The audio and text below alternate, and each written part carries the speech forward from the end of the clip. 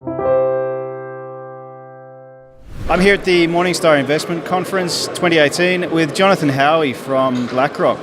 Now, Jonathan, you were talking about the active ETF segment, and it's not something that BlackRock currently offers in the Australian market.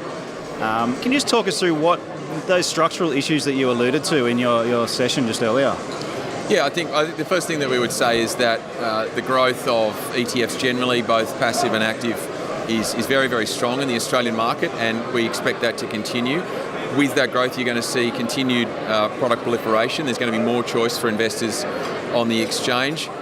We don't currently offer non-transparent active ETFs in Australia. What we do is we offer a range of smart beta products.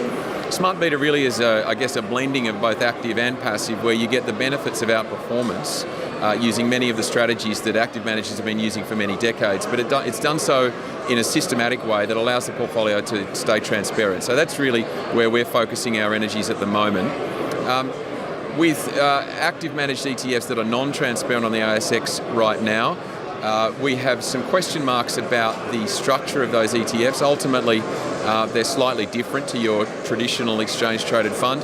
We're working very closely with other issuers and with the regulators to come up with a model that we think makes sense in terms of transparency, but also in terms of liquidity.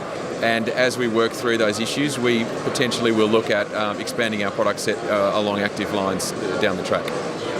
And also on the portfolio construction side of things, are you seeing a bit of an evolution in the way that people are using ETFs, as far as some people even using them for everything bar the local domestic exposure within their portfolio?